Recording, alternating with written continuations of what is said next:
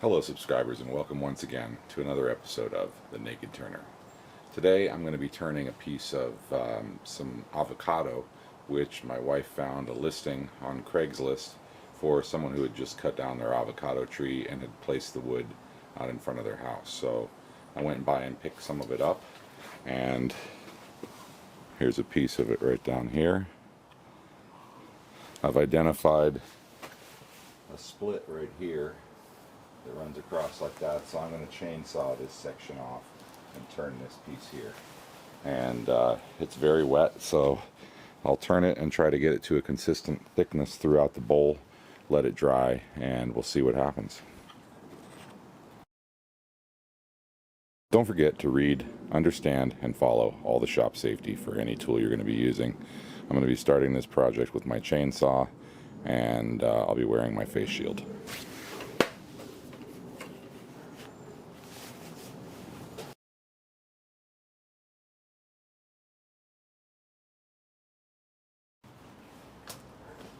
Okay, there it is. Looks like it's got some beautiful colors in it, and I'll see if I can break some of that out with my turning. There you have it. Now I will chop off some of the edges, draw a circle on it, and get it closer to round, and then stick it on the lathe and start turning.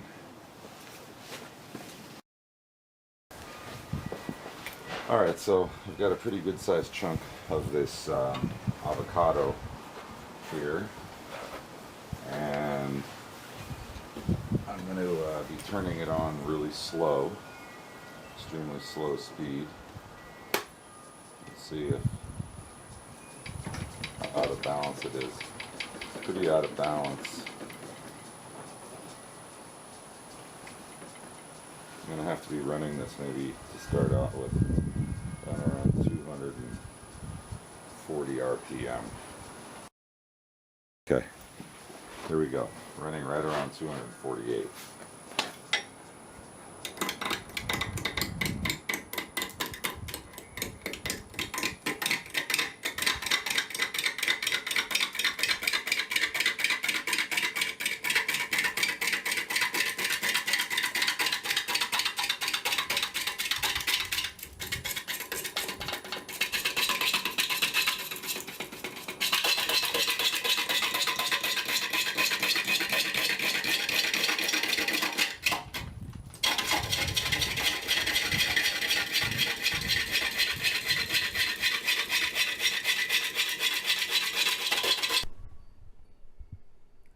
Alright, I'm using my roughing gouge, and I'm just going to town on this thing, trying to remove as much material relatively rapidly without causing too much fatigue on my body, trying to maintain a stress-free position, and just cutting away using my roughing gouge. And I'm really enjoying the way my roughing gouge is working lately. I think I've become a better roughing gouge user, and just you can do so much with a roughing gouge. Watch my next video where I do a couple tiny little plates, and I do a lot of the work with my roughing gouge. Never allow the name of a tool to dictate that which you do with it. Always experiment, and as long as you're rubbing the bevel, tools can be used in all kinds of ways. This piece has some beautiful grain to it and coloring, and there's this large hole in it that I thought was going to go away, but it continues to be there, so I'm going to just embrace it and allow it to be what it is. This bowl will have an open bottom. There will be a hole running through it. I'm now setting up for my tenon, or for my mortise. Okay, so I've created the mortise here with my, and now I'm going to be still using my roughing gouge, coming in and making refining cuts with a roughing gouge. And you'll watch the ribbons coming off here. They are super fine. I'm getting such a nice shearing cut as I move across this piece that it is amazing the cut that I'm getting using my roughing gouge. You can see that ribbon right there. It's just flying off, and it's a continuous ribbon shooting way up over the camera, and the really feeling beautiful. of feeling that with a sharp tool is so rewarding. I'm going to do another pass here, and then I will start trying to create an edge on this vessel.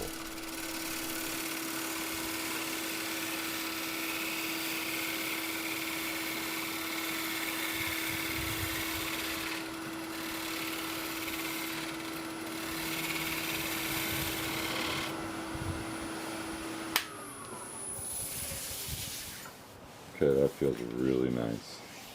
Extremely smooth. Now I'll just round that corner over just a hair.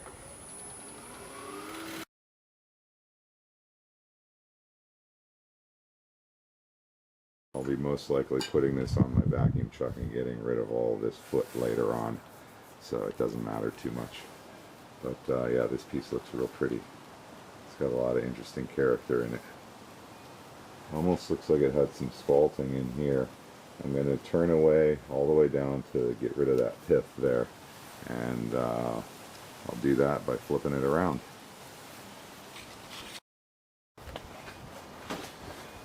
So here I've got the bolt chucked up, and I'm getting ready to take off a bunch of this surface here to get down to the pith, which I got to go about 5/8 of an inch to get there. So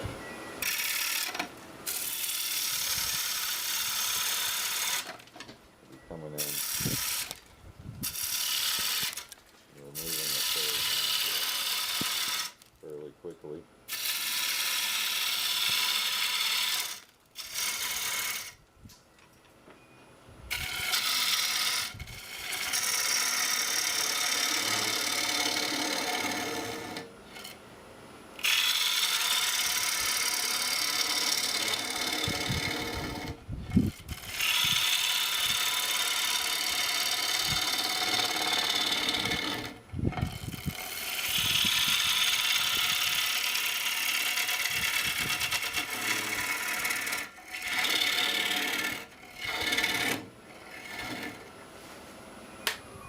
Okay, let's see where I am. Okay, so there's the pith right there, the very center of it. I'm just about to approach that, so I'll get rid of that zone.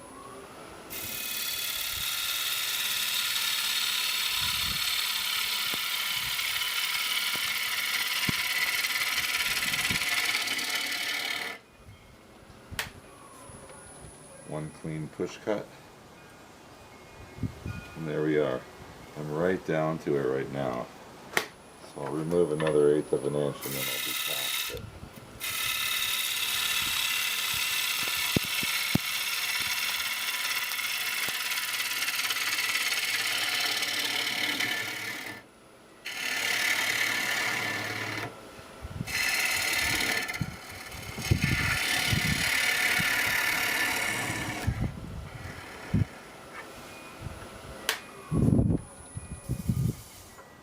Okay, there we go. I'm now all the way past it. I should be able to keep this as my outer edge of the bowl and start hollowing out the center.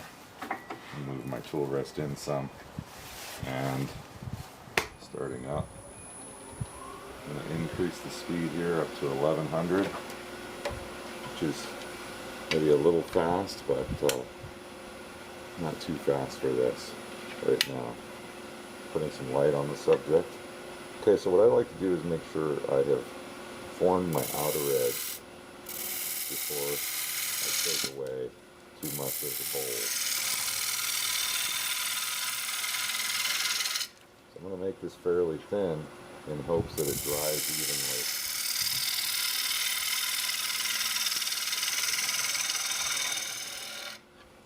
Taking a fairly aggressive cut.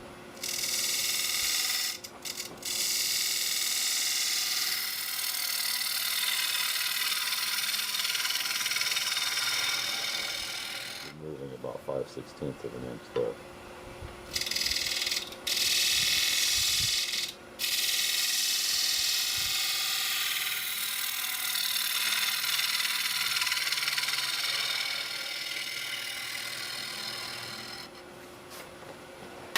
So my hopes is that if I can keep the wall thickness fairly consistent throughout this piece as it dries, even though it has a lot of water content, my hopes is that it will dry, and it will distort some, but hopefully it will not split out. We'll see. It's my first time turning any of this, so we'll see what happens.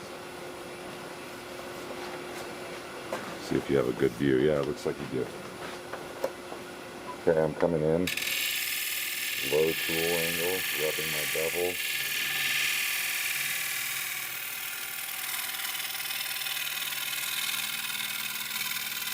Rotating, and then pushing straight across.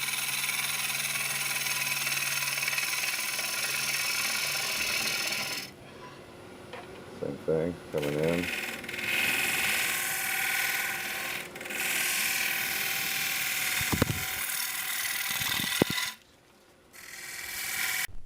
Alright, so here I'm using my 5/8 bowl gouge, and I'm just trying to get rid of as much material as quickly as possible without putting too much strain on the mortise that's being held by my scrolling jaw chuck, or putting too much strain on myself.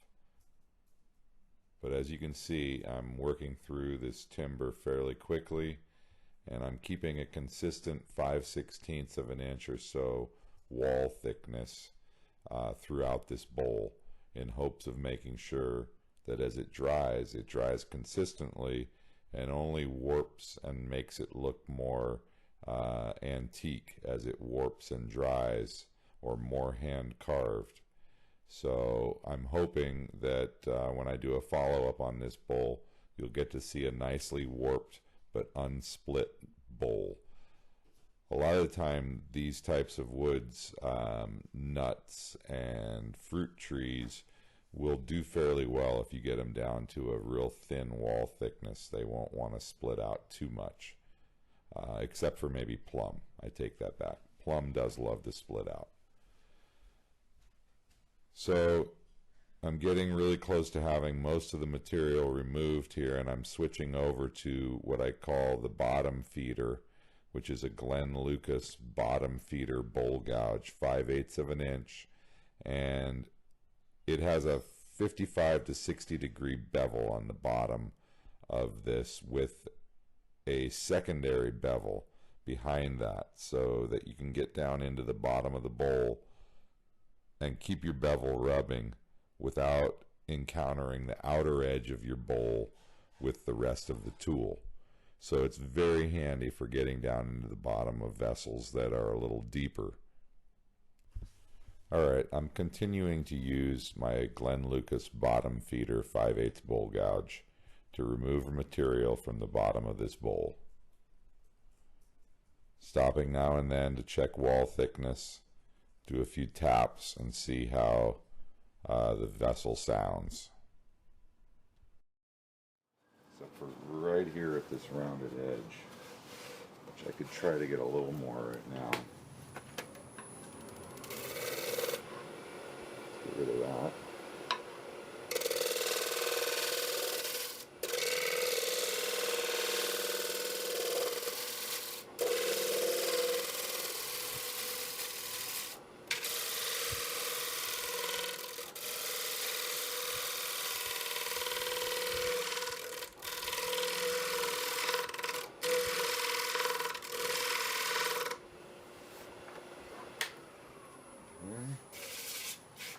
There we go.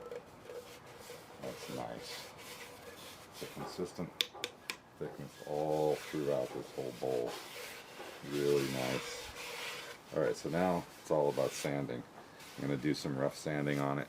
I'll check in with you when I get finished with that. Alright, so I have the bowl sanded down now, and it's gotten a lot drier just in the sanding process. I have it sanded to 220, and I'm about to apply some denatured alcohol to the bowl, and this will raise the grain. It'll also show me kind of what this is going to look like, which looks like it's going to be absolutely gorgeous. It also gets rid of any of the dust that might have been trapped after I blew the dust off. It kind of gets rid of that dust. You can see it's pulling that off of there.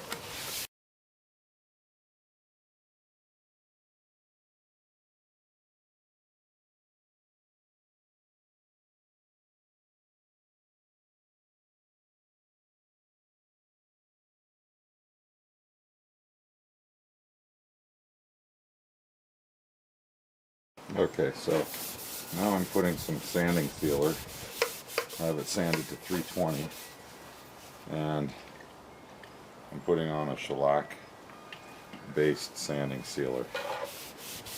And it's just shellac and denatured alcohol.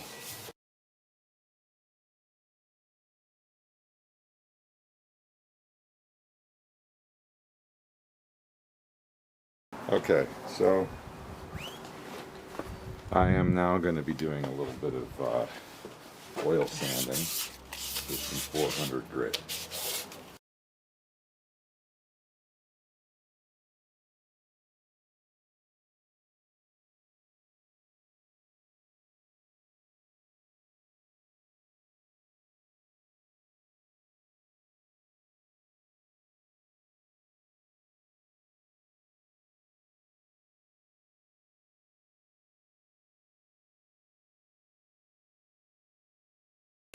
Alright, get rid of my safety gear.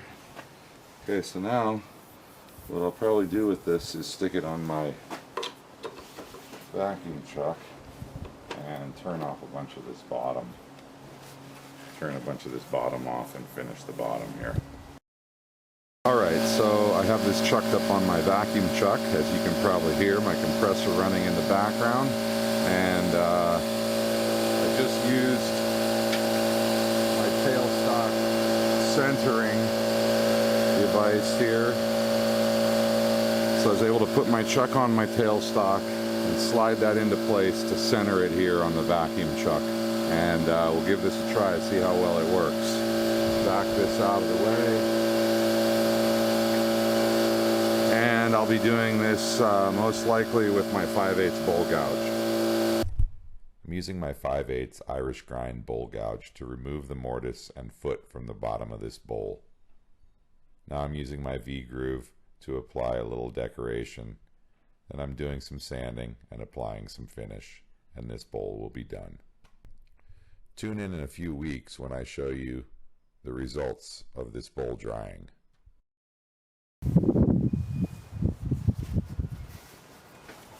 And there it is. Just need to wipe it down a little bit, but that came out really, really beautiful. I think hopefully it will dry up and retain its shape, or close to it. Anyway, I'll take a few stills and post those along at the end of this video. Thanks for watching. If you enjoyed this video, please like it and share it. If you're not a subscriber already, please become a subscriber to my channel. I'm providing lots of content that I hope you will enjoy and might be inspirational to you.